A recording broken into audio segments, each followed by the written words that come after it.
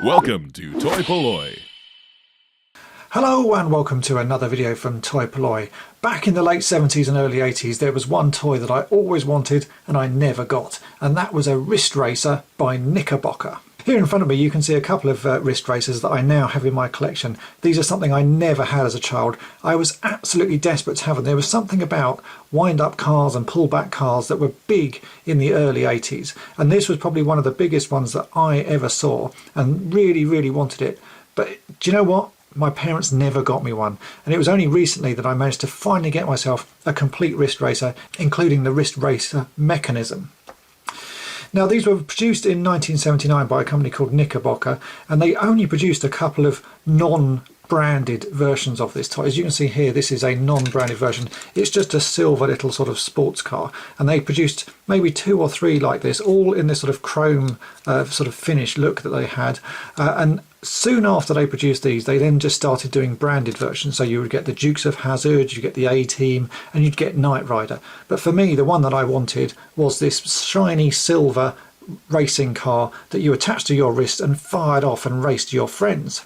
Now, the gimmick with this toy was this, that you could attach the car in its little holster to your wrist. As you can see, it still just about fits on my wrist. Considering this is aimed at kids, that's actually quite impressive that it does fit on. It is actually a little bit tight. It's sort of cutting off the supply to my hand, but for the purpose of this video, I've got to show you this. So you'd attach it to your hand, and you could then pull out a tiny little ramp at the front, wind up the car using the little dial on the side, and then press a button on the back. And if I do that here, you'll see the lid pops up, and if I press it again, the car will fire out and whiz across the floor. Now, for any child, that is a pretty cool gimmick, and all of these wind-up toys and pull-back toys had to have a gimmick. If you didn't have a gimmick, there was no point in trying to sell it. And this was one of a really cool few that, because it looked like it was more than just a car, had something extra going for it. Now, as I said before, they didn't produce that many of these toys. There was 2 or 3 of this sort of original version, which was just a sort of chromed little car.